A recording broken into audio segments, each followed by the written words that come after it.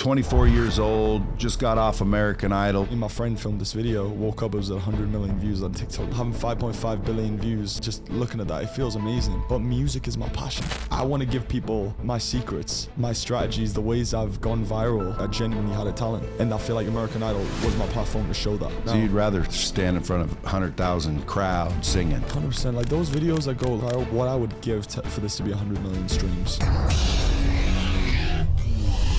What it is, Bradley, back again with another episode of Dropping Bombs today in the studio, folks. As always, I got a real treat for you, Mackenzie Soul in the house. How you doing, brother? I'm doing excellent. How are you doing? I'm doing very well. So 24 years old, just got off American Idol, damn near won the thing. What song did you sing? I sang a few. I opened up the show, Bring It On Home, Sam Cooke. The one you went home on. Oh, it's called False Alarms by Lawrence. Did you blame the song? No, that's the thing. You know, a lot of people exit shows crying, like sad, like, oh, I wish I could have done better. I feel like I left showing who I was. You know, I really just gave that last performance my everything. And if you watch that, I'm sure you'll see the emotion and just how I'm just proud to be where I was stood at that moment, you know? Well, sure. But still, didn't it kill you a little bit? You didn't get the whole thing? No, it definitely did. What happens if you won the whole thing? Were you guaranteed contracts? Like, what happens?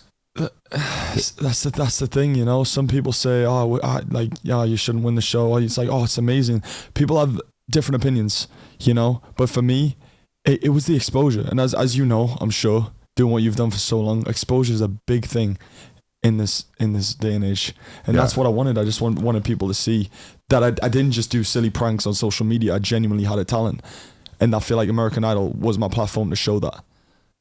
So, folks, if you guys don't follow him, at Mackenzie Soul, just like the sun, SOL. Is that your real last name? Is that just a stage name? It's a stage name. See, this guy's doing it like freaking a profesh. I want to break into that. I almost went that route, but kind of thought I'd go make Did Bradley just say he wants to be a profesh? Did I really just hear that? Come on, bro. Look at what you built. No. Yeah, but I'm not a professional, bro. I'm somewhat of an accident. Tell me about that. I'd love to know what you mean. Well, I mean, I dropped out of high school at 16, did the foolishness route, but so did I. Still took a right turn. I dropped out as well. You dropped out? I did. How old were you? 15. Just quit school? It just wasn't for me. I knew what I wanted to do, and I was the class clown at my school. You know, I didn't want to learn. A kid with ADHD, Tourette's, OCD. Like I was all over the place. Growing up in Britain? Yeah. Where? Newcastle, Northern England. Newcastle. Place called County Durham. Very small place. You heard of the show over there that kind of copies Jersey Shore over here? Yeah. So actually, I'm a big fan of that show. What's that called? Geordie Shore. I'm actually friends with Scotty T, one of the Geordie Shore. One of the first dudes on it was named. The hell was his name? Which one can you? He came over here. Was it James? Maybe James Tyndale. Yeah, I think it was James. Yeah. It might have been James, yeah. James Tinsdale. Either Tinsdale or Tyndale. My mum will know. She's a massive fan. She's probably either shaking her head or nodding her head. So. Well, anyway, he came over here one time. We hung out, and freaking that's how I learned about Geordie Shore. Accent's really strong. So why weren't you on that show? Because when I lived there, I was like 12. I don't think that would be a good thing. You were just watching it. Yeah, man. I moved here at a very young age, and yeah. People say you're probably a soccer fan. Big soccer fan? Played my whole life. So you're growing up in Britain. You're 15, 16 years old. You dropped out of high school. Was high school over there very similar to high school? Did you ever go to high school here? I did for it was a very, very short time. My friends were Catholic. So I went to a Catholic school because I just wanted to go to a school and see what it was like in America. Well, that doesn't count. No, and it was Ash Wednesday. Yeah, but a Catholic school is not like a regular public high school in the United States. At least definitely when I was growing up. I think that's why my mom probably let me go to the Catholic school, and she was a little more worried about a public school. Yeah, you're safe there. Yeah, but So you how'd you get into the entertainment business? Very young age. I started off doing musical theater as a kid. You know, I think around 11, 12 years old. I just loved doing musicals in England. And, I managed to do Billy Elliot, which was a very big musical in England. I got to do that touring around the UK. And then after that, I did a talent convention. that was in Florida, and that's what originally got me out to America. You know, you got in front of managements, agencies, just showing your talent, and it got me to LA. And then, you know, I did that whole LA life, and we can talk a lot about that later, but then it wasn't for me, and obviously Vegas was my calling, I feel. And I feel like my success came when I moved to Vegas. 24 years old. 24. What do you do besides entertain and have a bunch of followers? Do you turn that into dough? Is that all you do? I do my best to, yeah. Are you in studios trying to freaking become the next freaking Bieber? Yes, but I feel like if I just did that, I would go nowhere, you know? That's why social media is a big thing for me, because financially that's what I think saved me, you know? Well, for sure. Social media saves anybody with a following. Did you get your following after American Idol or going around and singing? No. I had a following before for comedy videos I did online. I've crossed 5.5 billion views on my on my videos. So how many followers you up to? Instagram just 1.4 million, but TikTok's at 13 million. Do you get recognized? I do, yeah. You know, it shocks me because it makes me feel good, like, because I see a lot of like my friends and stuff, they have these followers, but I'm the one that gets recognized, and it just feels so good because I'm smaller than they are, but I'm the one that's getting the attention. It's just like, it's just such a good feeling, isn't it? Just like going out and just people knowing who you are. I'm sure you know that feeling. Well, I mean, I do get recognized here and there, but not to the degree I get swarmed or anything. Well, but I assume after you sing at a concert, I'm sure you've sung at a concert, because you sing too, don't you? I do this. Yeah, that's why. That's why I said boy band. Like I'm just picturing you back in the UK, going around, you know, singing and going to concerts and shows and all the screaming girls, and they scream for anybody, but specifically when you're like a teen person. Did it go when you were young, or did it kick off after you grew up? So as a kid, obviously I wanted to do music. This is why social media comes into this as well. Music wasn't going anywhere for me, you know? I made a lot of mistakes in this industry because I was young. I didn't know what I was doing. I was just working with the wrong people. People would tell me, "Oh, I'm going to make you famous in one day. Just sign this and do it." And obviously I was an idiot and sign it, and because I just. But were you underage? Yeah, I was like 13. Then your mom would have had to sign it, no? Well, yeah. When I say sign it, it's more of, you know, people want money in this industry, you know. So are there vultures? There's a lot of vultures. You ever been to any P. Diddy parties? No. From what I hear, you want to stay away from those. See, that was one nice thing about being irrelevant as a kid. I was not near any of those things, which is I'm very grateful for, and I'm sure she wouldn't let me either. That woman in there, she's probably my best friend and like my biggest influence. She's like a fan, but more importantly, like a stage mom. Yeah, I mean, we fight like cats and dogs, but she knows what's best for me in the end. Well, she wants best for you. That's why you probably fight. 100%. So, okay, keep going. So you music wasn't working out for you. No. Then how'd you get on American Idol? That's the thing. So music wasn't working in LA, and we lost money. My mom sold the house, left her husband. She gave up everything just for this kid to live his dream, which is, some would say crazy. Obviously, I'm extremely grateful for it, and it just wasn't working out. You know, we were just losing money. We were really struggling. So that's why we came to Vegas, you know? It's not too far from LA if I need to be there for like auditions or whatever, because I did a lot of child acting as well. That was a big part of LA. But when we came to Vegas, I started to realize how big social media was getting, and that's when I started to do more videos, and that's when I came up with ideas for videos I think people would like to watch. And I went to bed one day, me and my friend filmed this video, woke up, it was at 100 million views on TikTok. We were just like... What was it? Literally... people who are watching this have probably seen it. Me and my friend were just fighting in the kitchen, just adding sound effects, and it would finish. He hits me with a fridge. Literally, I'd try and hit him with a rubber band. He'd avoid it. It's like WWE in a kitchen.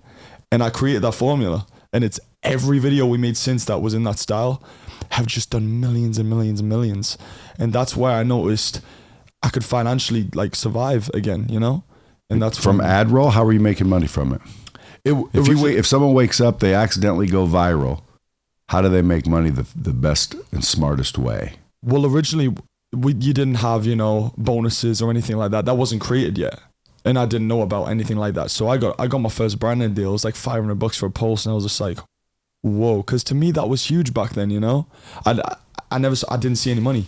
We really struggled. We almost like had to go back home and give up everything. So you kind of shifted to an influencer at that point. Exactly, because I knew I had to. Before American Idol or after? Way before. Okay, so now you're an influencer. You're starting to make videos every day. But I mixed music in it, so I tried to show people that I wasn't just a talentless twat trying to do videos to entertain people. I genuinely had a talent as well. And I tried to mix that with the comedy videos I did. And I think that's when American Idol saw me. Like 4 years down the road after, obviously, I get millions of followers. I post some videos and American Idol reach out and they're like... Because you got followers now.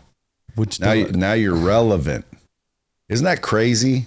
Like, it's a sad world we live in. I know. It's almost like vulture-like. It's not even fair. But I keep telling everybody, man, you got to build a personal brand. You got to get out there. You know, I was always taught to fly under the radar and, you know, creep low and stay low and all that nonsense. When in reality, when I started, you know, making real money, it was because I did the opposite. You know what I mean? I got on the radar. When was it you saw you started to make real money? When was that leap for you? I'm just curious. When did you see it? 10 years ago. Okay.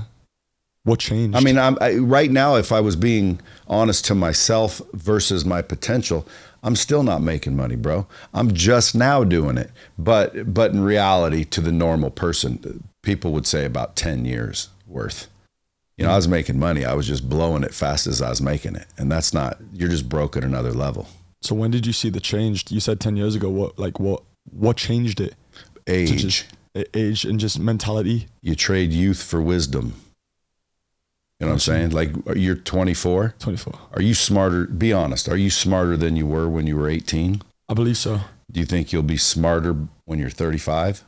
Yeah, because you just grow, don't you? Yeah, you will be. And you'll get more experience. And again, it's not always the case. Some people have the same experience over and over. In other words, they might be 45, but they've lived the same life for 20 years without much action. Of course. But if you're following what you're doing, dude, I guarantee you're going to see all kinds of action. The question is where will you take it? You know what I mean? But making money and blowing it is, you're just broke at another level. So don't be doing that. Again, that woman back there, I'm 24, you know, I act like, I feel like I'm 13 though, because she with money wise, because she won't let me spend it, which I think is a good thing, you know, because I feel like if I had my own money, I'd blow it so fucking easily. Well, it's easy to blow, especially when you're young and you want everything. Then when you get older and you start getting everything, like now you have everything you want and it's paid for. Well, now it's kind of easy to have that excess capital laying around, and pretty soon you're like, well, you don't want it in the bank because it depreciates in there. So what do I do with it? Well, invest. Friends and family will come around with all their ideas. I would pass on a lot of those, and then I'd start, you know, looking for, like right now, the smart thing to do is to buy cash flowing businesses. Right. Is that something you're currently doing at the moment? Nice. Yeah. Like I'll buy a business that already exists, because it's difficult building them, bro. I've built many. Thankfully, recently, all of them are successful, and I can build them quickly. This one took me 20 years, you're sitting in. But the reason I can build them quickly now is exactly what you're teaching people, because I have a brand online. I have a social presence. I get recognized at the airport. People are like, oh, dude, you changed my life. And I always like it when people come up. So, hey, if anybody's watching, come up. But, you know, a couple of people say I changed their life. I'm like, really? How so? They're like, you came out on this one stage. I was at the 10X conference, or I was at this conference, or, you know, I follow you or whatever. And you said, you know, whatever I said. And, you know, to me, it's just comes out of my mouth. It's not like I'm trying to, you know, educate the masses. I'm just giving my opinion. Yeah. And it got me 1.3 on Instagram, 2.7 on TikTok, and, you know, a collective other around the rest of the platforms, but not maybe another 500,000. But again, that's millions of people. That's millions of people you're changing lives for. If people tell you that you changed their life, that genuinely must mean you made an impact in their life. Yeah, well, but I didn't learn how to turn on all the ads and make zillion dollars from it. So I just direct that traffic towards opportunity, and where there's opportunity, there's revenue. So like if someone's listening to this and you can teach them how to do it, a formula. Do you think there's a formula? Like, don't you think you have to be somewhat creative or charismatic or cool or something? Yes, but what about Hawk Tour? Well, again, Hawk Tour. She was just in a video, and look at what's happened to her. She also just took a big step in a pile of dog shit. Yeah, and the poor girl doesn't even know she did it. I mean, she knows now, but I'll bet you anything, dude. She was surrounded by the wrong people. She was getting all of the fame thrown at her, and some savvy, people came up and said, "Hey, we should make you a coin." Like, she didn't mastermind that shit. She did, because she was just a girl on the street in a video. She didn't know she was going to be famous the next day. The next day, dude. And dude, nuts. What a sad world we live in. She's famous for literally saying, "You spit on that thing." Spit on a dick is basically what everybody made her famous for. You know what I'm saying? Which is funny. Again, dude, I'm a freaking juvenile. That shit's funny. Hawk Tour, you got to spit on that thing. But that's funny. But dude, that's why she's famous. That's it. Before that, she was just some girl named Haley in a small town in Tennessee. Yeah.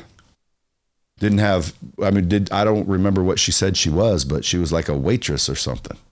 Yeah, and again, like, I don't know what you said, just hearing that because imagine how many people a day just go, "Oh, you Hawk Tour girl," like just hearing that constant. Huge. That's your mentality down the drain. That's instant. But she didn't plan. That's my point. So like, she was just a normal girl, living her life. She said something funny that most people would never say, and everybody shared it. And now Hawk Tour, everybody knows Hawk Tour. You walk up to Trump and say Hawk Tour, he knows what it is. Yeah, they'll start laughing. Like, dude, that video went so viral, it's ridiculous. Yeah, but that's why I was going back to what you just said. Like, you have to have some kind of charismatic about you or something. I don't think you do, because I feel like anyone at this day and age could just go on the street, do something crazy, and be massive the next day, because Haley proved that point. Like, it could happen. It's part of what you teach. Shock value, like you had, I'm sure if somebody were to be a creator, because I see what you're doing more as a creator. Yeah. See, like, you think and go make something that was thought about first. If I never do that. So again, YouTube was here the other day because I had a conference downstairs and I had YouTube come speak, and ultimately, she's like, "You're a creator," and yada, yada, yada. And I'm like, "No, I'm not really a creator." And she goes, "What are you talking about?" And I'm like, "I don't intentionally create content. Like this is intentional, but it's a podcast. You're thinking up crazy ass videos that'll go viral." Yeah, and like throwing fridges at each other, and there had to be special effects. Yeah, it was just I created a formula. Well, I think that's best on YouTube, if you ask me. Why? You drive everybody from the other platforms, and it'll go viral on all of them, especially TikTok. Mm-hmm. But YouTube's the mothership, if you ask me. It is. I definitely think like when I upload on Instagram as well, whatever I upload on Instagram, I connect to Facebook.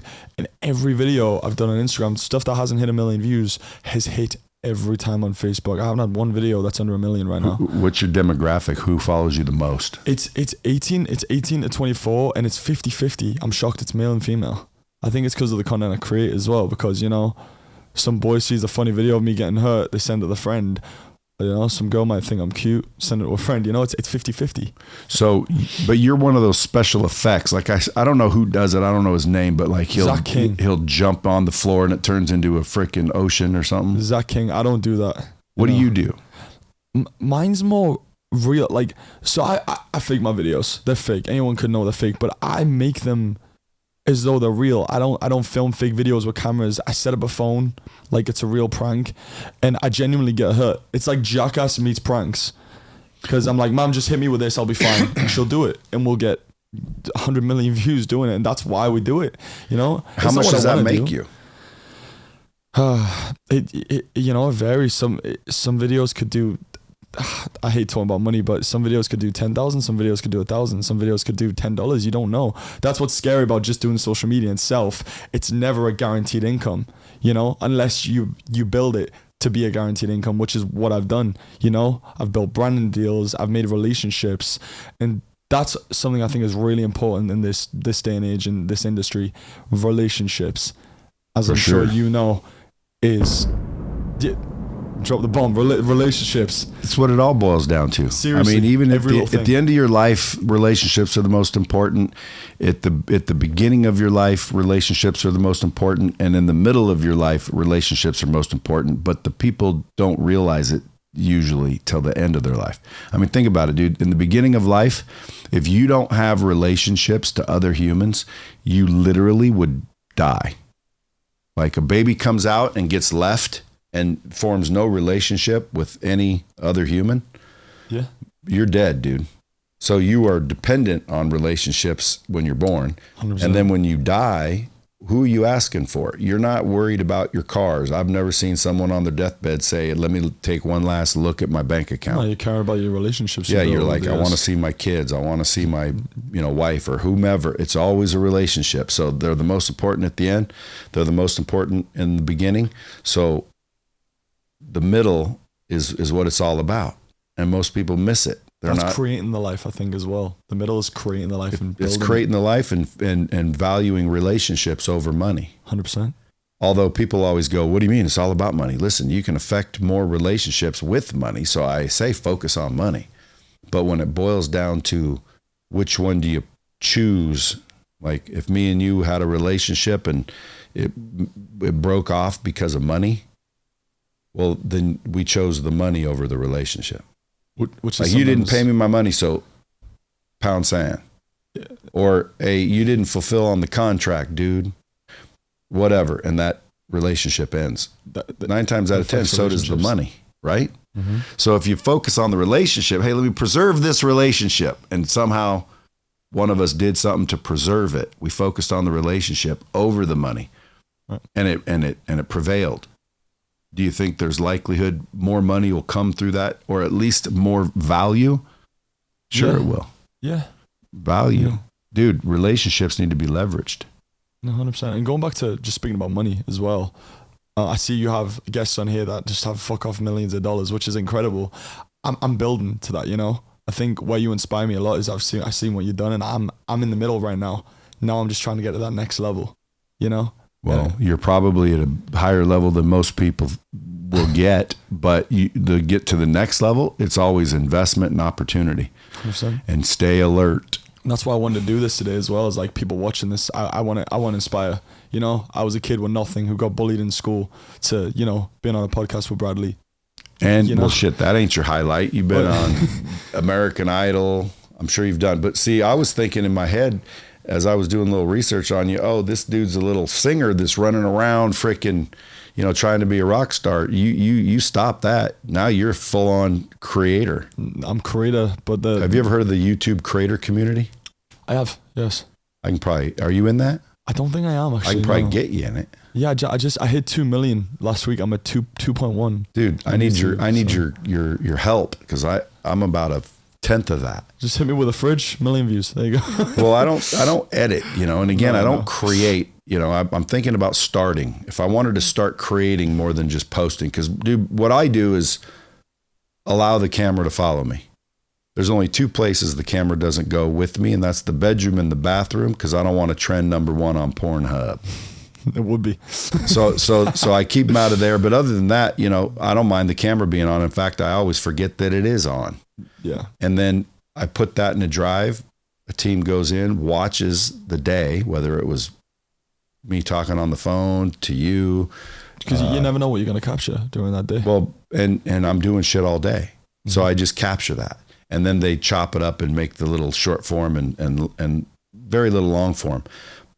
So it's not really intentional. In other words, I'm not thinking up a skit or thinking up anything, and it doesn't require any crazy creative director. Oh, yeah. So if I'm listening to this and I'm like, dude, this guy's making videos and making money just by making videos, well, that's also going to lead to business deals. Mm-hmm. You probably get all kinds of opportunities because you're on social media. And again, that was my steady income. Before that, it was just branded deals. Now and again, now it's Now it's like yearly deals, and as far as music goes as well, I'm doing a lot more stuff musically because of American Idol. So going back to those videos I do, they're great, having 5.5 billion views, like just looking at that, it feels amazing. But music is my passion. So these videos I've built, that was to start off me just to survive. Means to an end. Now I'm going to try and push my music into that, and that's where I'm going to push, because... You got your original, obviously, too? I have a few, I have originals. But when you sing on American Idol, they always have everybody sing existing songs. They do. Some people do originals, though. Oh, they do? Yeah. They let you? It varies, yeah. I did covers because, Well, if you do an original and it bombs, doesn't that hurt you? It could. It could definitely, or it could benefit. You never know. Some bad performances of people that have benefited people's social media. Again, going back to social media, bad performances, viral. People know who you are. Good performance. It doesn't matter what happens on social media. Like, I believe all publicity is good publicity. Well, I'd argue that, but if you got caught caught humping a goat, that's not very good. No. Hawk Tua got some publicity, and it's again the recent publicity. I haven't seen her since. No, yeah, maybe that statement's changed. Although somebody that really knows this would probably argue the other way, because maybe it is. I think to myself, all good publicity, maybe some bad, but not too bad. It can mean different ways. Yeah, but like I would never want publicity, going to the P. Diddy parties. No. See, I wouldn't want that publicity. No. Man, he's really famous for what? Yeah. Getting boned at a P. Diddy party?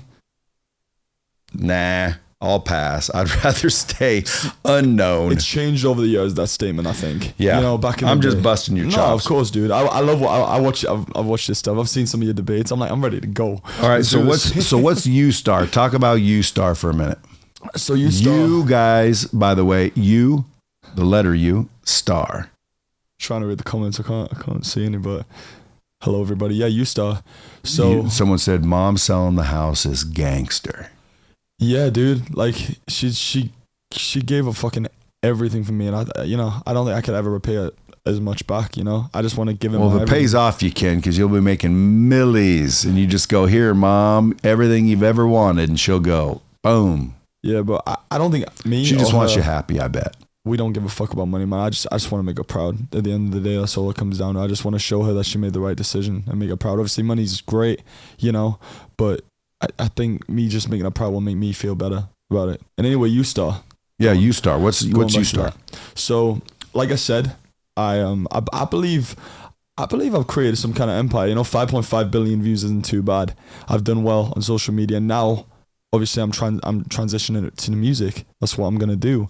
I want to give people my secrets and my strategies, the ways I've gone viral, and I'm gonna help people do that. And again, this industry can be toxic as fuck. It could be horrendous, and all the shit I've gone through, meeting managers, people who said they're gonna give me everything, and it just falls off its arse. I'm gonna help people go in the right direction to where they can skip all the negativity in this industry and just get to the good, because I hated the shit I went through, and I want to help people who want to do what I want to do not have to go through what I went through. And that's what U-Star is. So you just start breaking down, here's how you make the videos, here's where you post them. Not just that, we're gonna fly people here, and I'm gonna film with them. I'm gonna show them secrets. If they're musicians, we'll record a song. I have a studio.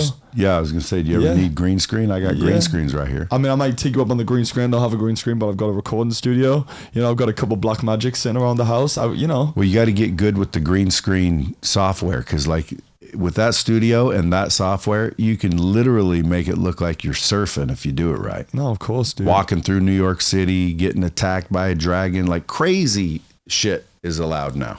It's AI. Have you seen these AI videos on Instagram as well? I know I'm going off topic, ADHD. I don't know which one is which. Do you know what a kid with ADHD has for breakfast? I don't know. You want to ride bikes? That's me, seriously. So I think I'm doing okay, because I haven't gone off a tangent talking about something completely irrelevant yet. Well, I don't necessarily always believe in ADHD. I always just say they're bored, because when I was a kid, they tried to put me on Ritalin, and my mom said, "What do you think of that?"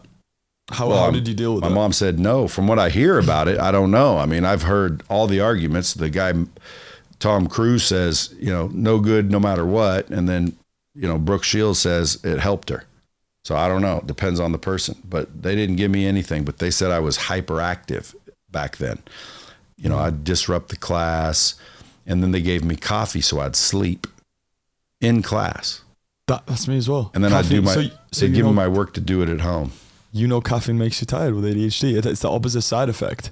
Yeah, but I don't believe it's ADHD. What do you believe it is? You're bored. Like, they're not keeping you fucking interested. You don't have ADHD for music. Nah, bro. Why not? Because you ain't bored. Yeah. I think ADHD is because realistically back in class, their shit was boring me. Because I'd ace all the tests. I'd literally test 2 grades, 3 grades above me every time they'd test me. It wasn't that I wasn't listening. It was like bored. So you're saying you were like A's and B's. You were smart kid. No, I was C's and D's. Oh, you were low. So you were like me. Yeah, I was C's and D's. But I would still ace tests. Yeah. Well, how do you get C's and D's? By disrupting the whole year.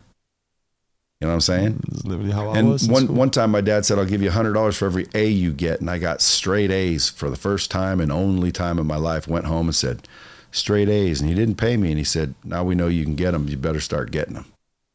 I'd hit that bomb thing again, because that's amazing to me. Why? Because, yeah, he didn't give you the hundreds, but he taught you that you could do it. Well, I knew I could do it. He didn't teach me that. He taught me that not to trust him. Yeah. Because I already knew I could do it. So did you do it before you said that though? No, but I knew I could. I mean, work's not that hard. It's just, again, I think I was just bored. I can't remember, everything. But when I was in class, dude, the teacher starts talking. I already understand most of what they're talking about on the board. 2 + 2 is 4. We get it. Because a lot of school is just repetition. And so then I'd be looking over and seeing what these people are doing and get their attention. And next thing you know, I'm in detention or walking to the principal's office. That's just being hyperactive. That's why I failed, I think, in school, is because we'd start a class. I'd have this is why I think I do have ADHD. Maybe ADHD is a myth. I'm not sure. But I got diagnosed with ADHD, and this is why I think I do have ADHD, because I would sit down, I would be ready to do a test. I'd be focused. I would think about something I want to do at home, and then I'd see something out the window. Because you're bored. It could be. That's why I'm not saying you were bored, bro.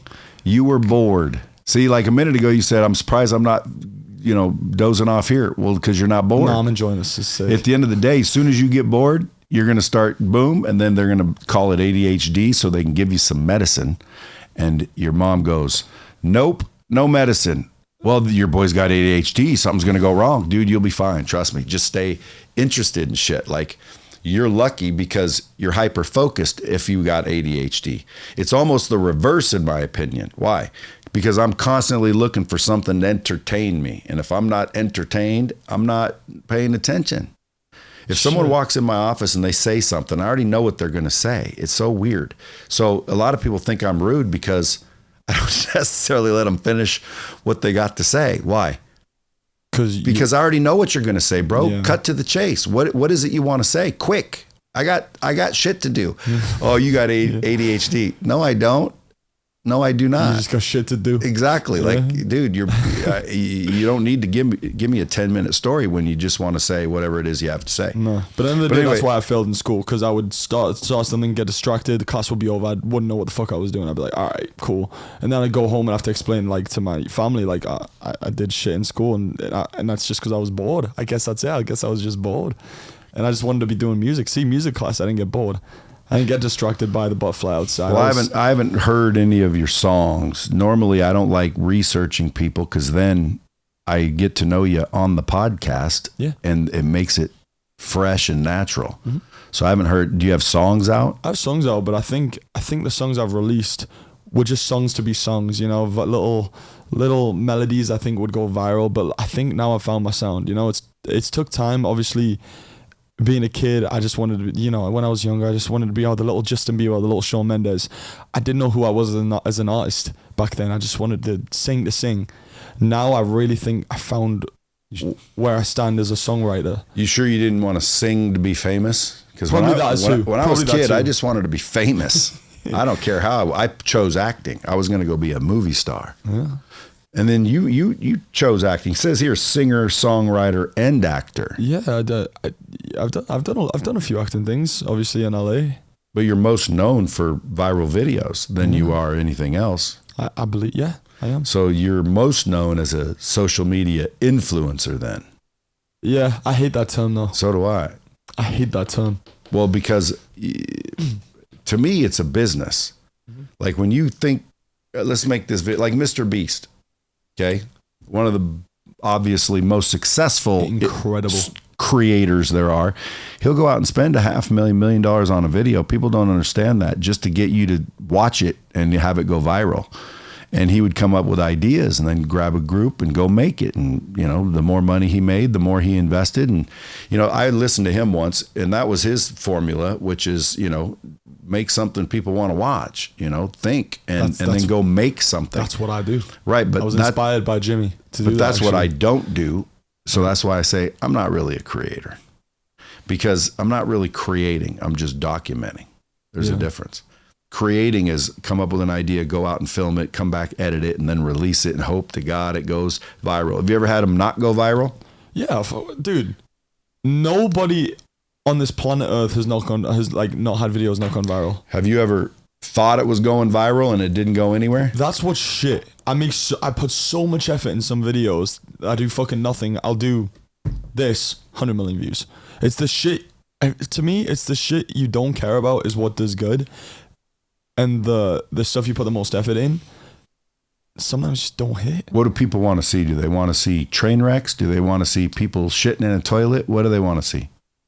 They want to see what they don't expect to happen, I believe. You don't think like when it's dangerous and or, you know, dramatic, like every time I see, you know, somebody bawling or their house is on fire, like drama. You know, it seems like those always get big views. Dramas do get big views, obviously. It's social media. That's what people want to see. But for me, it's more of giving people what they don't expect in a video. You know, like I would do a prank and I would hit them to where it went wrong and they didn't see it going wrong. Like my mom would do a prank on me and my tooth would fall out. You know, like I'd always think of the next thing. I wouldn't just do a prank. I'd think, okay, what do people want to see, what they haven't seen yet? And that's why I think I've been so successful on social media. I'm doing shit nobody else does. I don't follow trends. I like to create the trends. But if you wanted to like get as big as possible, you'd prefer to do it for your music. 100%. That's what my focus is going to be now. So you'd rather stand in front of 100,000 crowd singing. 100%. Like those videos that go like viral, 100 millions of views. I'm like, what I would give for this to be 100 million streams. That's why my passion is. My music is just my passion. And I'm actually in a few shows now in Vegas because of American Idol. Yeah. Shin Lim at the Palazzo. I don't know if you know who Shin Lim is. He won AGT twice. Incredible magician. I'm sure everybody watching this knows who he is. He's very famous. I got to be in his show. We were friends. And this is the thing again about relationships I was talking about. I didn't give a shit about being in his show. I thought he was an amazing friend. You know, I didn't care about that in the slightest. And he was just like, Kenzie, like, why don't you just be in the show? And I was like, wow, like I just didn't expect it, you know, because I was just his friend. And that's what you never know, you know. If you just be friends with somebody, they might help you. But if you go in like, oh, I want to be in your show, I want to be on your social media, that kicks you out in a way. I'm sure you understand what I'm saying. Well, right? I think it changes the intention and the energy and the frequency. It does. Yeah, because I didn't have any intentions in being in the show. I just wanted to be his friend. That's it. And I still do. You know, I'm blessed to be in the show, but I just think he's a great guy. And I think that's the thing in this industry is where people fuck up, where people go wrong is diving too quickly, wanting it, you know, having an itch to just get to the next level and just push in any way they can. Whereas I've learned to just chill out and just go wherever the wind takes you. you know? Are you pretty good at manufacturing hits now? In the back to the videos, because the U-Star is teaching people how to get on social media, not be singers. No, it is. It's everything. It's whether you want to sing, dance, or act. I've done all this stuff, you know. So it's whatever you want to do, and taking it and building it into something big. Not just posting videos for it to get no views. This is to get recognition on whatever you want to do. U-Star. And by the way, is that .com? ustar.com, yes it is. So the letter U and star, if you're listening to this thinking, man, I want to learn how to build a personal brand and get famous. And by the way, even if you own a business and you have no reason to want to get famous, building a personal brand on social media is smart if you're in business, because you can drive a lot of traffic to your business that way. I get a lot of business because 100%. I'm on social media. I'm aware. Now, if you were forced to relive one single day of your life over, like Groundhog's Day, where you just had to live it over and over, which day would you pick? And why would you pick that day? Which day would you pick? Start there. It would be, wow. That's a good question. I really want to think about this. Think about that. And while you're thinking about that, think about this one. If you could fast forward 40 years and meet your future self, what would you ask this Mackenzie? The 40 years, I would just ask, did I make you proud? I don't care how much. I don't care how much money I made. I don't know what I've done, but did I make you proud? Have we improved? You'd make the older one would ask the younger one, did I make you proud? No, I would ask the older one. Is that the question? I would ask the older one, right? No, what would you ask your current self if you were 40 years from now? Oh, okay. Again, oh God, these are good questions.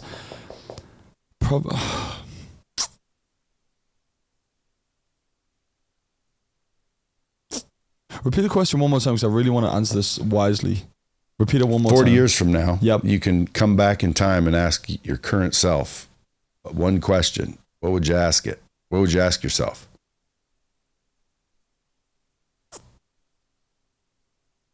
Damn, dude, I don't know. I don't know yet. Well, then think about that one. We'll have you back. You can answer them once you've thought. Yeah, I don't. What about your biggest fear? What's that? I think it's a fear, and it's more of like the unknown, death. Well, we all fear the unknown. I think death. You fear death? I think death is my fear. So you don't believe in God? I believe in God. Why would you fear death? Because again, it's the unknown. You know, I'm it's hoping. Not unknown. He's left us word. I'm hoping so, but still, like, we just don't know which word. We don't know which word. That's what scares me. I think it's more of the unknown. I think the unknown after death is the unknown. Death isn't what scares me. It's the unknown after death. I think. Well, I mean, I think death scares everybody, dude. I'm just messing with you, but you know, at the end of the day, if you really think about it and you really believe that there's a creator, well, then you must believe that there's some sort of afterlife, because we wouldn't just die like an organism. So we're more like a soul, an energy, a being. So when this body dies on this either, timeline or whatever it is, you're going somewhere. Energy can't be destroyed, and you are energy. We are energy. We are frequencies. That's why I believe. And we have souls. Mm-hmm.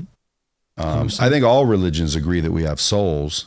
The question is where do they go, and who's talking to us right now? But to me, death, fear, everyone's afraid of death, me included. Like I don't want to die. Shit, that scares the shit out of me. I don't think anybody like. But if you really think about it, Mackenzie, it's supposed to be better where we're going.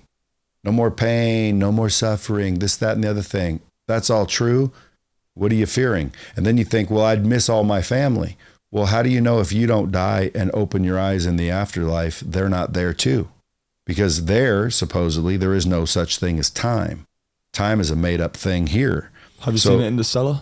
But there wouldn't be time there. So imagine if you died and you opened your eyes and everyone you ever knew was right there too, because time back in that dimension was 500 years. So you opening your eyes took you 500 years. You don't even realize you died, 80 years apart, because when you die, time stops.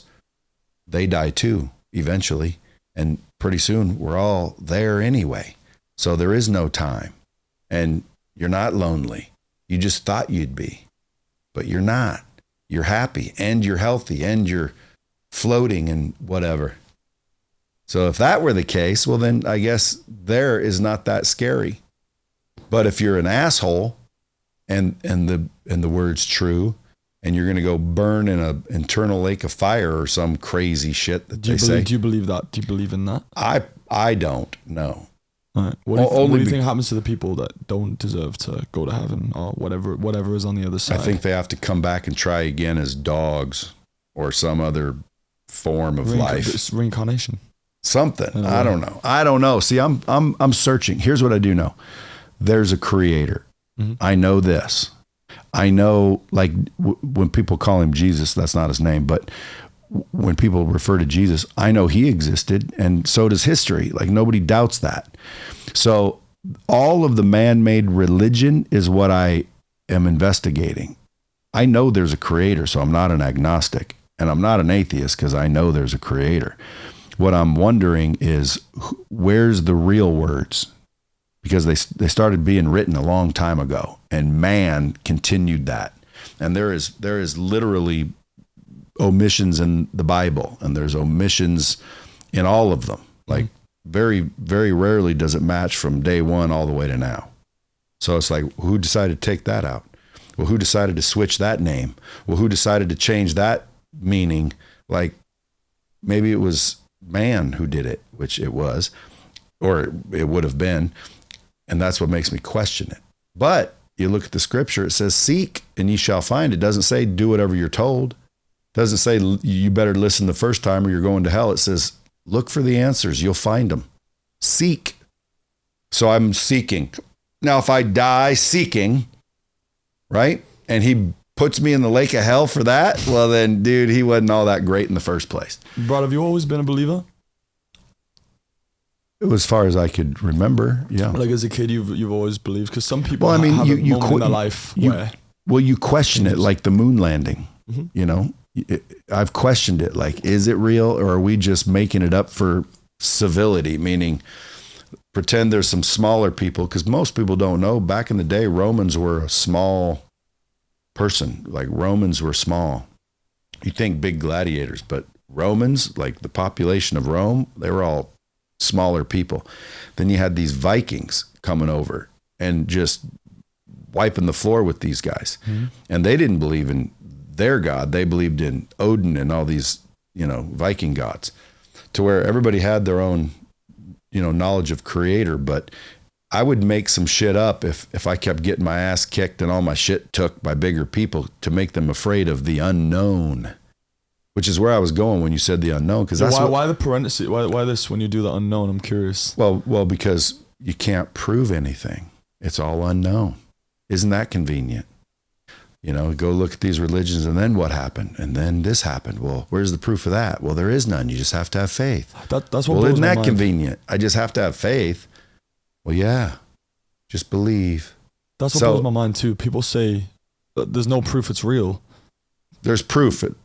People say there's so many people, like atheists, for example. There's like, there's no proof. Nothing. There's no proof it's real. Well, then they don't have there's eyeballs. No proof it's not real either, though. Well, you know what I'm saying? Nobody knows. Blew my mind. But I can tell you this, dude, and I think we're both saying the same thing. You can look at science and tell you that it's real. Like, nothing's by coincidence. Everything's perfectly designed. We are by design.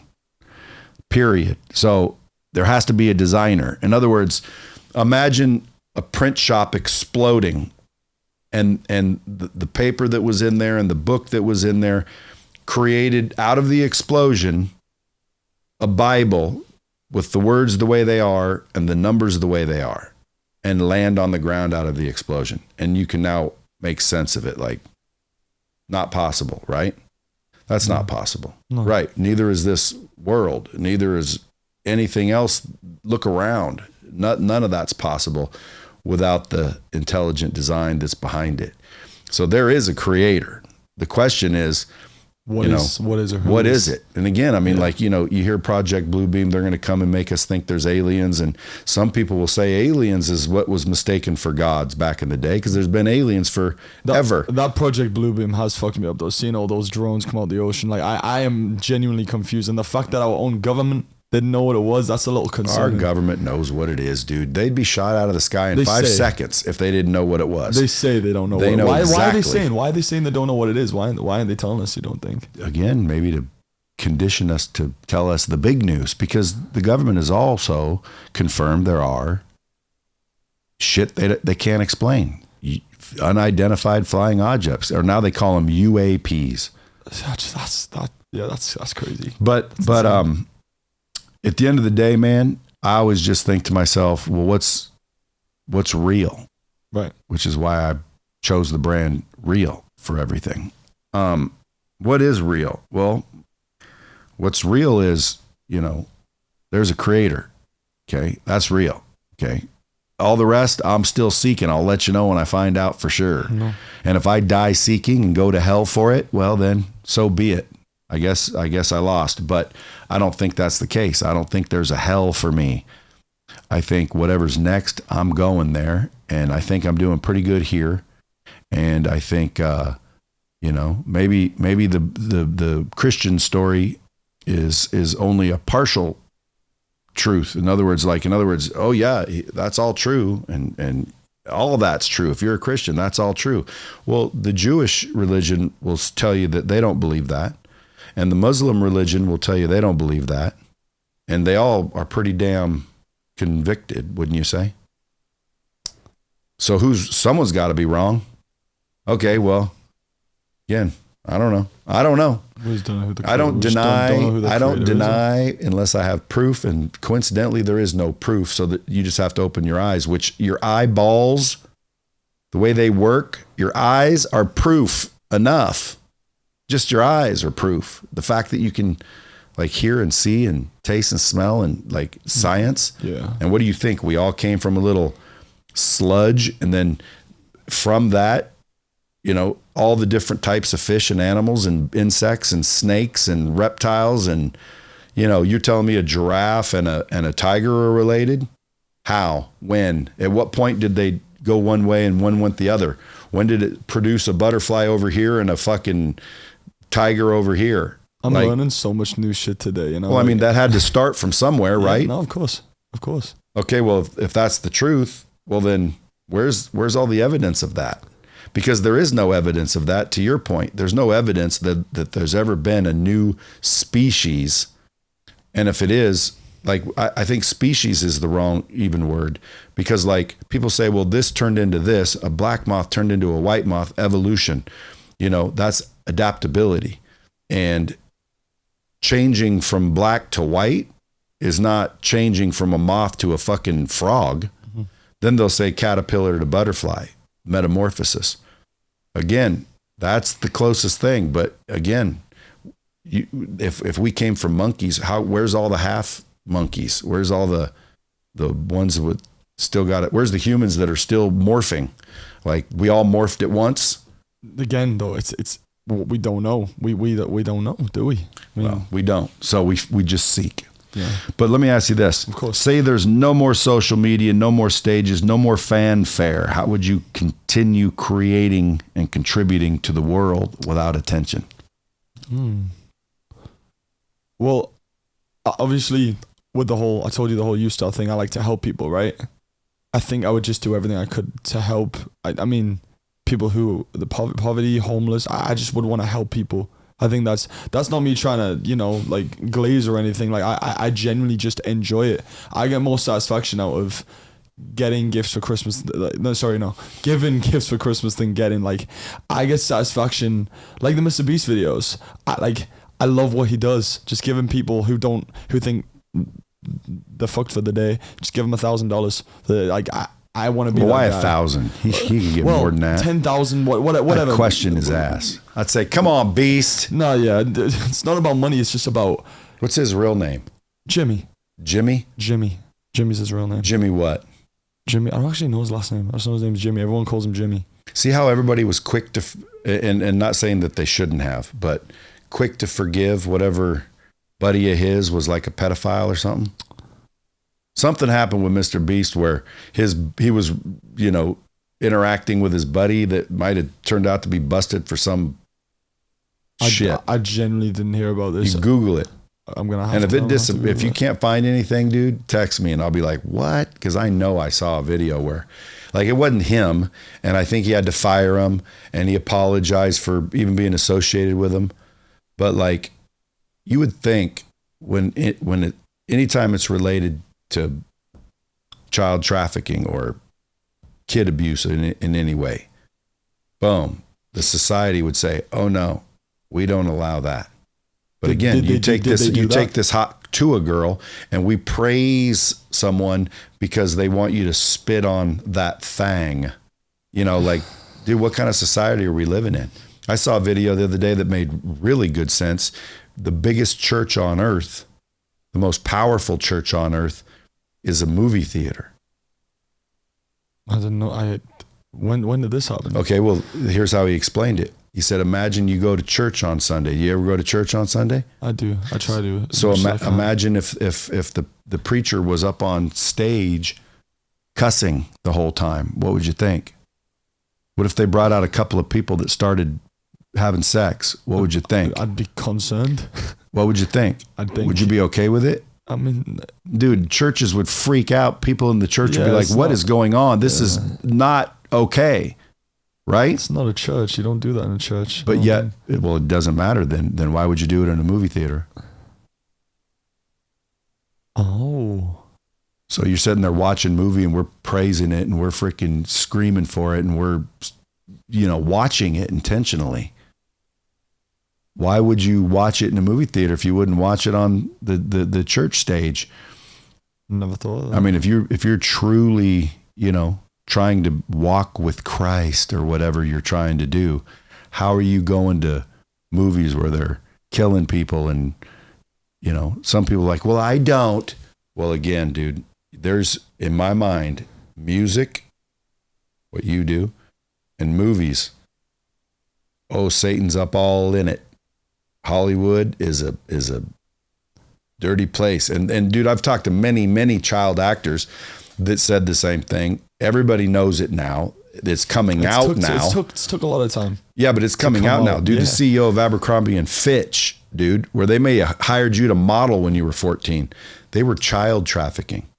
Now, again, I'm going to say allegedly for protection purposes, because I don't know if they're convicted yet. And if they aren't, well, then you got to presume them innocent. But at the end of the day, a whole ring, dude, high-level executives of a worldwide brand dealing with young children are arrested and indicted for child trafficking. Dude, I'm enjoying this. It's crazy because I'm just used to saying, oh yeah, my song comes out January 21st. Thanks for having me. I've never got like this deep in conversations about this stuff. So it's like, you know, it's kind of like out my realm. So I'm kind of like, just like, okay. Well, I'm learning a lot of new things because I'm not used to doing stuff like this in interviews. Well, I'm probably the only interviewer besides Joe Rogan that just asks you questions that are coming into my head. Like I created a few questions just to ask you that I was thinking about earlier. Oh shit, okay. But this is just rolling out of the head. That's just what's happening in this day and age in society. Yeah. So, and then some of these, you know, are kind of choosy, like, who's someone you watched from a distance, maybe online, maybe in your childhood, who shaped your mindset the most? We already said Mr. Beast. Yeah, I think definitely seeing what he's done has inspired me a lot, as well as tons of other creators. Obviously, my mother, I think, is a big role model in my life too, because she showed me what I can do, you know? So what would you want people to say about you after you're gone? What do you wish people would say about you? No matter what it is, I just want to make a difference, you know?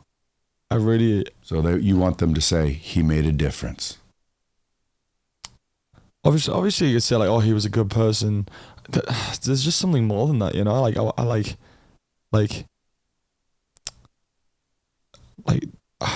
you're asking questions I've been asked before, so I think just like, well, he made a difference. Yeah, I think he made a difference because I want to take music and bring back soul and Motown. Like I want to I want to bring the old back to the new. Is that what you sing? Soul and Motown? Yeah, it's very soulful Motown. Kind of like taking that pop sound now and bringing back the old live instruments everyone used to love, like Boyz II Men, like Stevie Wonder, George Benson. I want to bring those live sounds back into today's sound. That's what I want to do as an artist. Who would people say you sound like? I sound like, a lot of people say James Arthur. Never heard of him. But he had a big song called Say You Won't Let Go. Dude, I'm so out of music. Like, I don't know who's who. No, it's when okay. I first heard of Bad Bunny, I'm like, who the hell's Bad Bunny? And apparently that dude's huge. Yeah, Bad Bunny, he's dead. So I actually have a story about Bad Bunny. So true story as well. I was at the airport in Louisville Airport. I don't know if you're sure you know where Louisville is. Yeah, but they pronounce it Louisville. Louisville Airport. I was at Louisville Airport. Actually, no, I wasn't. Sorry, I was in Minneapolis Airport, which is close. I was in Minneapolis They Airport. pronounce that Monopolis. No, just joking. I wouldn't know, but I was at the airport. Only people from Louisville call it Louisville. Everybody else Kentucky. calls it Louisville. Louisville, Kentucky. But anyway, I was at the airport and I was standing in line at the TSA, and this guy with a hat and stuff just walks through with his bag, walks to the front of the line. And I was like, oh, dude, it must be cool having special privileges and stuff. He's like, oh, nah, bro, I just got out of jail. I just got out of jail. They just getting me through. Because he had a security guy with him, a TSA guy. He's like, oh, no, I just got out of jail. That's what he told me. Went through, thought nothing of it. This massive group of girls come to me and it's like, wait, was he here just now? Where was he? It was Bad Bunny. It was Bad Bunny. He's like, I just got out of jail. I was like, oh, bro. So that dude's caught some fame. Yeah. Who do you think has done the best job getting internet famous? When you say internet famous, do you mean for good reasons, or for any reason? Like the Hawk Tua girl. Internet famous. Well, yeah, that's. But she didn't do a job. It accidentally happened. Someone that intentionally does it, like you. I'd say a good friend of mine, someone who I look up to, who I think's absolutely killed it. Who no one can bring. People give her shit all the time, but I think she's an absolute genius. Is JoJo Siwa? If you know who that is. You think she did the best? I've heard of her. I've got young girls. I think she's done absolutely incredible. Absolutely incredible. You think she's done a better job of gaining mass notoriety and followers than anybody else? Not just followers. I think she built an empire. You know, the JoJo Bowls. Every kid in the world wanted that JoJo Bowls. Who do you think's more famous, Donald Trump or JoJo Siwa? Donald Trump. He's done a pretty good job. Yeah, but again, I thought we were talking about it just like social media influencers. Okay, then what about Andrew and Tristan Tate? Andrew Tate, yeah, I do. You know, I watched a lot of Andrew Tate and stuff. You know, dude, I was big in that. That dude killed it. Every world leader on planet Earth knows who that dude is. Yeah, because he made statements, of course. Well, again, dude, when I say like that dude killed it, I always say Andrew and Tristan killed it. Now, Andrew may have led the kill, but dude, Tristan's, I think, just as known as Andrew. For some reason, though, Andrew's kind of seen as the leader or the main one. Because he was the first one that came out social media wise. He was the one that took off social media. Yeah, but Tristan was there the whole time. Nobody knew it though. and now, dude, stayed quiet. You know who Tristan Tate is? Yeah, everyone does. So it's Andrew and Tristan Tate. Now if it you is. ask me. Now it is. Now it is for sure. Yeah, and again, I mean, if they wanted to, they could start hanging around you, and just from them hanging around you, you'll get attention. You'll get more known than like 90% of the people on the internet. So when you carry that kind of influence, to me, that dude did the best job I've ever seen. Yeah. Intentionally do it. That was a strategy. They're smart, dude. There's a few people that have done it though as well. Like, yeah, but that wasn't by accident. No. Aiden Ross though, he hung around that circle. And he got himself. Well, not only that, but Aiden Ross. I don't know how that relationship started, but again, Aiden Ross was probably instrumental in helping Andrew, and vice versa. Because Andrew blew up, and probably who's Aiden Ross? Like, I didn't know who Aiden Ross was. Same with iShow Speed. It's a cycle, and then Speed hung around Aiden. Have you seen Speed? Now? He's everywhere now. He's getting whole towns to chase him around on a live stream. Who else has done that? Give me one other streamer that's been able to shut down a whole town. What does he do? Say, follow me? No, he just walks around trying stuff out in towns, and he just took off for it. But how does the whole town know who he is? Because he found a formula that worked. That's what's so amazing about social media and just in general is like people can build whatever they want to build. Again, going back to U-Star, you can do whatever you want to do, and it could work. What about Whistling Diesel? You heard of him? No. I'd never heard of him either, but he's got like 10 million YouTube subscribers. He goes and like buys killer cars and then destroys them and does crazy shit. I'm not into cars. They call him Whistling Diesel. Whistling Diesel. I'm gonna have to check him out. Whistling Diesel. You got Mr. Beast. I always use him as the pinnacle of YouTube creators. But again, I think Andrew Tate. I don't know. I think Andrew Tate's the one that murdered it the most. Yeah. Like he slaughtered it. And again, it's hard to say anything about it because so many different people have different opinions on everyone, So I don't want to say one thing and people are upset about me, or say the other thing and then other people are upset about me. That's what's shit about social media. There's always going to be conflict, no matter what. There will be conflict. Yeah, but what you just said, I would advise you against that belief system. You say that, what you said again? You don't want to piss these guys off and you don't want to piss these guys off? Yeah, because you're gonna start drama no matter what I say about Andrew Tate. That could cause conflict. Yeah, but dude, do you want to be real? Yeah. Well, then say what you fucking believe, and then if they don't like it, they shouldn't be following you. And if you're not willing to lose them, then your audience won't be as pure as it should be. Because at the end of the day, the way it works is you be you. And the right ones will follow you. If you act like something, you may get a big following, but it may not be the right ones. Or you live your whole life fake and you're miserable. Why would you want to be miserable? No. And not only that, you already hit the logic on the head. You're never going to make everyone happy. So a lot of people are like, well, I don't want to say this, even though I believe it, because these guys will get pissed. Well, then you keep it in and you suppress it. And suppression brings your energy down to the earthly levels, anxiety, fear, doubt, depression, confusion. Yeah. Where you want your energy up here, bro, where it's like certainty, gratitude, joy, happiness, excitement, enthusiasm. Well, the more you suppress, dude, the more you're down here with suppression. All right, well, fuck it. I love Andrew Tate because I was going through a shitty relationship situation and it was really hard, and I watched his relationship advice videos and it helped me so much. Yeah, because he said number one, quit being a pussy. Number two, and I was being bro anybody that's heartbroken, it says Andrew Tate's a misogynist. Listen, all he's saying is there's more chicks in the world, number one. Now he might be saying it rudely, but he's not lying. And then number two, he's saying quit being a bitch, which is very much so. Dude, everyone is. I've been, we all have been, and we probably will be again. Why? Because emotions. Well, dude, if you really think about it, add into U-Star's curriculum that people need to learn the skill of managing or controlling their emotions. Because if you could control your emotions, dude, you become what's called stoic. And if you're stoic, you can go through great amounts of pain and just, I would say, not even show it. That's a badass, a real badass.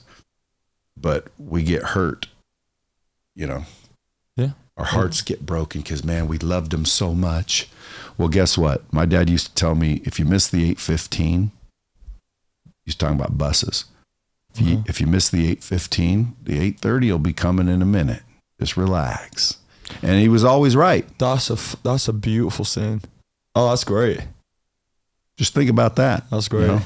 But it does hurt, man. You can't say that. Yeah, it doesn't. Dude, my relationship fucked me up. And again, people have whatever they want to say about Andrew, but he helped me through my relationship, and that's why I really started to enjoy his videos. Yeah, and dude, just to, I feel like I'm giving you life advice. Yeah, feels like just to give it to you, because again, I mean, dude, I'm twice as old as you. I'm more than twice as old as you. So I learned a lot of shit, and one thing I would like tell my young self would be to not worry so much about what everybody else thinks, because it will stop people from making moves. Number one.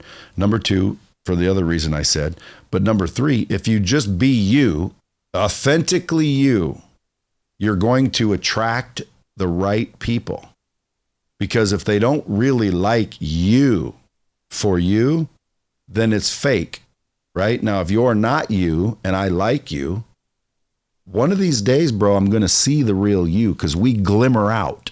Yeah. And we shine through whether we want to or not. And then drama happens and it crashes anyway.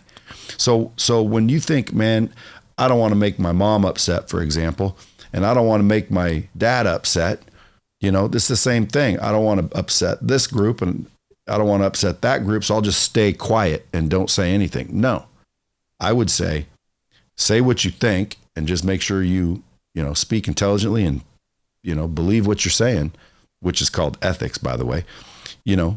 Be true and authentic to yourself and let the universe filter out those that should be filtered out. Because if I said something that you thought, man, I don't like this guy, dude, that's the way it's supposed to be, because you want to be surrounded by people that like you and want to see you win truly. That's so important as well. Having the right circle around you, being surrounded by the right people. That's probably one of the most important things, I think, in this industry. Your environment. It's having the right people around you. You've got this person, this person, this person, this person, this person. And when we think, who should we make happy? We don't realize, you know what? How come I'm not on that list? Why can't my name be on this list? You go, well, I guess it could. Oh, well, if I put my name down here, if I put Brad as an option, well, dude, it's a no-brainer all of a sudden. Shit, that's who I'm going to make happy right there. Why? Because I already know what makes him happy. I don't have to guess. I don't have to freaking wonder. I don't have to try. I just have to be. And that's it. And by the way, be is what's required in order to do, and then that's what's required in order to have. So whatever it is you want in life, you have to be the person that has it. So like the success isn't looking for you, it's looking for the person you're going to become. So who do you need to become to live the life that you want? And then just decide to be that person with those habits and that mindset. And that's, and then the rest is just time, man. Some people are more gifted. Some people are more talented. Some people are better looking. Some people have advantages. Boo-hoo. When you were my age, did you have this mindset? Huh? When you were my age, did you have this mindset? Hell no, dude. I didn't know any of this. I thought I knew everything. Yeah. And I know I don't know everything. That's why I think I'm standing in good places. I've got a lot to learn. Well, I think youth nowadays has way more knowledge than we did growing up. Internet, communication, networking abilities. But I also think a lot of the youth now aren't, because they took away the ability to spank kids, as an example. Have you ever been spanked? Oh, do you know what it is? In England, I got beaten, and rightfully so. From your parents? Yeah. When you did shit wrong? Yeah, of course you have. Yeah. That's how you learn. And I'm not talking about abuse, people. Okay? No, all the freaking libtards are going to talk about me. Now listen, again, by the way, I've never spanked my 3 little girls, and I don't think I've really spanked my other 4 kids. So I'm not a big spanker, but I got spanked, and I'll tell you what, it wasn't abuse, and it fucking worked. You know what I'm saying? Like, I knew better. And so I think that went away, and then we started seeing, the next generation just like not as well, is not as polite. And then the next generation showed up because of that generation, and now that generation expects everything. Like, they're entitled. Now, when I say generation, I don't mean everybody. There's a lot of good dudes out there that are young. Like, dude, you're already smarter than the average person. When I was your age, you're way smarter than I was. But my point is it's not a blanket statement. People, want to argue over that. All these kids nowadays are lazy. Dude, I know a lot of youngsters out there hustling their asses off. They're reading personal development books. They're going to conferences. They're freaking doing the right thing. Well, who taught them that? Well, their parents. Well, I'll bet you start looking at their parents. They were older parents, number one. Why? Well, because it was how they were raised. That is why you raise your kids usually. They were wise. Yeah, they learned. Mm-hmm. And so now they're trying to pass it on. But like, if you went to your mom and you said, Mom, I am a girl, would she say, oh, of course you are, honey. Here's a dress. Or would she say, no, you're a boy? What do you think? Because again, she could be one that, hey, thank God you knew you were a boy. Because, bro, there's people in the world that their parenting is so weak that the kid's running around pretending to be a cat, and we're supposed to all act like they're cats. That's stupid, bro. What do you think? I don't know. You're afraid to upset the woke. I'm not afraid to upset. I don't know. I would say if I knew. Well, your mom's right there. I'm going to ask her when we're off here. That's I'm going to say if he decided to be a girl. Now, again, if my son turned out to be gay, for example, cool. I don't care. That's his choice. But I'm not going to make him gay. I'm not going to parade that lifestyle so he becomes that way. Mm. And if my son came and said, I feel like I'm a girl, you know what I'd say? You're a boy. Why? Well, because you look between your legs. You got that deal there. That's called a male. If you have one of those, you're a male. Like, it doesn't change because somebody wants it to, or you know what I mean? Like, that's where we went wrong. We started saying, okay, honey, then you're a girl. No, we should have said, well, you can feel like a girl, but you're not one. Yeah, I don't know what my mom would say. So I think you should. Well, we're gonna ask her. We'll ask her after the I can't wait to find out. Yeah, folks, who wants to find out? Now, see, who wants to find out if I'm a cat? Is that the question? What your mom would do if you would have said, because again, some parents ask Chat. I'm curious what Chat said. There's some parents that are so supportive. They'll say, okay, honey, to anything. And again, in my opinion, that is not good parenting. You have to give your kid some adversity if you want that kid to have a shot. Why? Because they're going to have adversity. You've had adversity, and guess what? You're going to have more, bro. And if you're such a little baby because everything's been handed to you and you didn't get to figure things out for yourself because someone was right there to figure it out, rarely, I'm not saying it's impossible, rarely will that person grow up to be a good, contributing, solid, centered, grateful human being. Usually that person is the one that ends up a little bit because life isn't that way. And then when they find out and their parents are no longer there or their support system's not there, they don't know how to survive that. So they literally go batshit crazy, commit suicide, and it's sad. Why? Well, because dude, they didn't have to make you so soft, I should say. Yeah. Are you soft, you think? I don't think I'm soft, and that's due to the fact of the way I was raised. If I did something wrong, my dad, this day and age, people wouldn't like it. My dad would kick the shit out of me, and rightfully so. And I think that's why I'm who I am today. Kick the shit is what makes him go crazy. Like, I don't think he kicked the shit out of you. No, I didn't kick the shit out of me, but he scared me. Yeah, he harmed you. I used to get beat with a belt. And my dad's amazing. I'm not fucking shit on my dad. I love my dad to death. But if I did something wrong, I'd want him to fuck me up. Because it would teach me wrong from right. Well, now that you're older, you might agree. But when I was younger, I didn't like getting spanked. No, I wish he wouldn't have. But it wasn't abuse. I listened to all the way lefties talking about that's abuse. It's not abuse. It's a punishment. It's a form of teaching. It's learning to go in the right direction in your life. Again, I don't spank my kids. Yeah.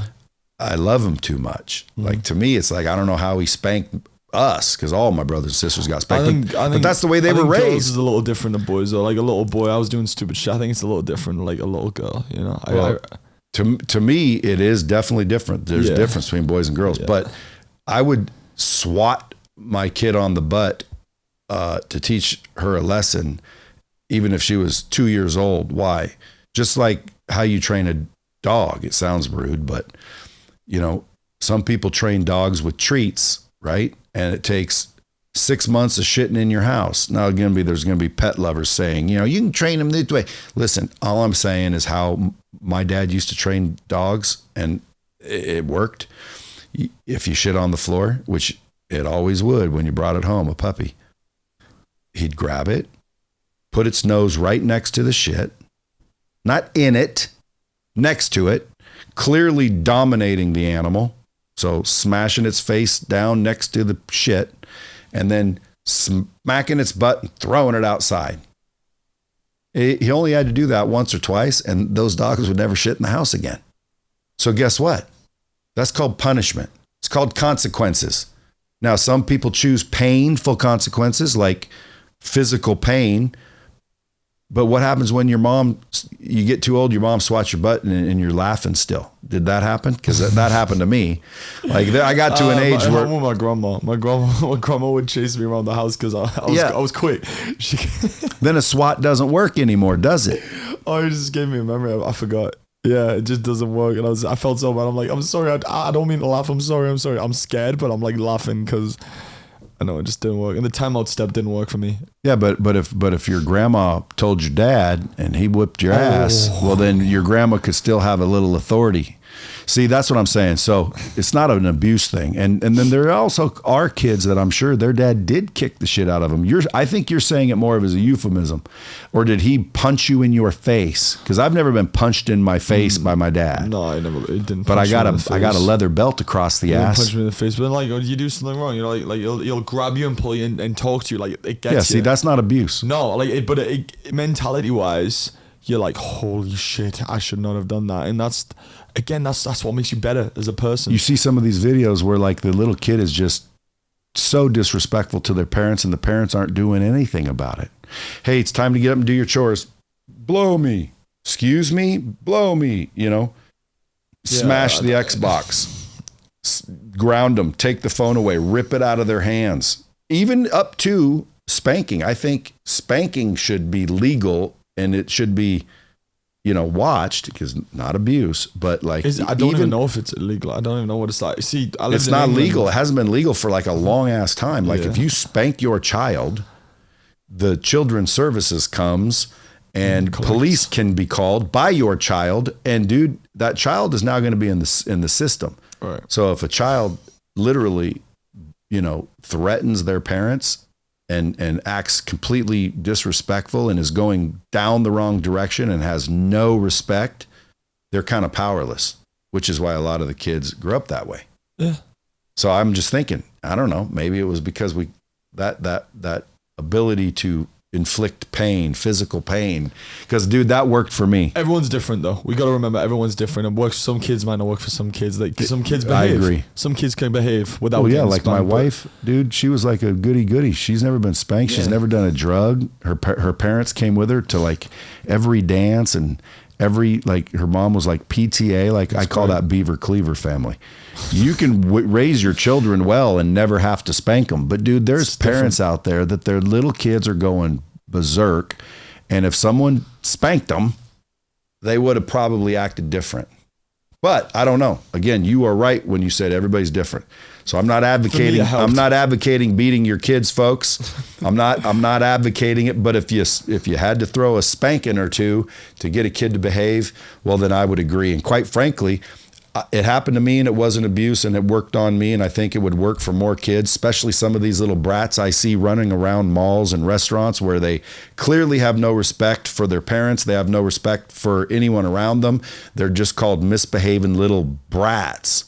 And then I always look at the parents like, and my dad used to say I'm a reflection of him, and I never got that. But now parents are a very big reflection on the kid. Yeah. So if I see a kid acting like a little asshole in public, I just look at the parents and think, like, why don't you snatch that kid up by the back of the neck and carry his ass to the freaking car and slam him in his freaking kid seat, take his ass home, take away his iPad, take away his freaking sweets and his bullshit, that's what happened to me. Make him do some push-ups or stick him in his room, give him a piano, give him an instrument and make him start practicing. Give him a piano. I'll take that any day. Oh, dude, are you kidding me? Don't even get me started. No, but I wish my dad would have forced me to learn languages, forced me to play instruments, forced me to play sports, forced me to lift weights, and I would have been mad as shit all the way up through my life. But right now I'd be 10 times more of a machine than I am. Imagine if I could speak fluently 20 languages because they forced me to learn it. That'd be cool as shit. Just to have in your resume. Mine was the opposite. 20 languages. Mine was the opposite. My grandmother spoke Spanish, and my dad said, "Don't speak Spanish to him. Yeah. And I don't know why. To this day, I've never asked him, but I just assume, well, maybe he didn't want to speak in Spanish because of like racism and shit. Yeah, yeah. Dude, the farther back you go, the more racism there was. People always say it's race wars. You know, we're not all against each other. I agree with that too. But racism's real. I've heard racist comments. It's real. If somebody acts like there's no racism in the world, that's bullshit, including all groups. It makes me sad that word still even exists, because it shouldn't right now. It should. Racism should not be a thing anymore. It really shouldn't. I think it's kind of ending. Like real. Slowly, if you hang around the right people, dude, there's no racism. Like you could hang around me, you'd never experience racism your entire life. Yeah. Ever. If all you did was interact with me the rest of your life, racism wouldn't be a thing. But it's a choice, because who do you hanging around? Because if you're hanging around racist people, then you're going to experience it. I'm not hanging around racist people. And if I found out people were seriously racist, I definitely wouldn't hang around them. Because you know what it boils down to, dude? A choice. So think about that too. Because as you get older, bro, 25, 26, 27, like 5 years, dude, you're not even 30 yet. No. And by the way, also, this is the last thing I'll tell you. Okay. There's no guarantee you'll make 30. So you rock around like your freaking shit don't stink and think you got all the time in the world. You might have another 24 hours. You don't know. That's the thing. Yeah, but a lot of times when I'm young, especially I'm talking for myself, when I was young, I thought I'll live forever. And a lot of youngsters, they don't realize that a lot of you will. But guess what? You might not. So why not get moving? I asked ChatGPT one time, if you were Satan, how would you stop someone from being successful? 10 answers. Number 1, fill their mind with doubt and fear. Give them or distract them with instant gratification. I'd surround them with negative people and influences. I'd give them a victim mentality. I'd try to keep them comfortable. I'd make them think that it took endless planning. Like I would leverage procrastination and make you think you didn't know enough. I would erode their confidence. I would make them focus externally rather than internally. And then I would give them poor habits, especially health. And then I would remove the sense of urgency. Because he doesn't want you to think anything other than, bro, you got all the time in the world. Because when you start getting my age, dude, which will seem like this, you'll go, damn. Then you start to realize, like, dude, even if shit goes well, I only got, let's say, another 30 or 40, unless, miracles start happening and they find, they say shit to make us live longer. Well, they're saying that there's a lot more of that, but there's reports or studies that show that there is someone alive right now that's going to live to 150 years old relatively easily. Why? With just the science they've got. It's probably not me, but might be you. They've got it. They're just going to pick and choose. Yeah, but like imagine you're 35 years old. They come out with something where, dude, they can replace your heart. If you get cancer, there's a cure. Like literally you can live 800 years again. But all those people that died right before they came out with that would be screwed. Yeah. Anyway, dude, I appreciate you coming in. Dude. I hope you get everything you're looking for in life. I've learned so much on this podcast. I really have. I feel like I've mentored you. You did. You definitely did. Well, I probably now see the haters are going to say I did all the talking. What a piece of shit host. No, you know what? I say I got ADHD or boredom, whatever you want to call it. But like, it's probably one of the first times I've genuinely listened and took in what someone's saying. So have you been on a lot of podcasts? I have, yeah, but mainly just talking about music. We've never like dived deep into other things, that are going on in the world. And I think it's something, that should be talked about more and looked upon more. Well, I would imagine anyone who's watched one of your interviews has already talked about music enough. Yeah, yeah. It's like literally you sit with a publicist, say this, learn the same thing. With this, I don't know what the fuck I was going into. So when you like started firing stuff, I was like, oh, okay, this shit just got real. Let's see if your mom agrees. We're gonna ask her right now our question. Folks, you guys want to be social media stud and start driving videos and getting millions of views, go to ustar.com. If not, just go follow the dude so you can watch all the shit he's doing at Mackenzie Soul. You can also find him at mackenziesoul.com. I appreciate it. Thank you. Thank you guys for watching and listening to this. I really appreciate it. And as always, till next time, keep it real.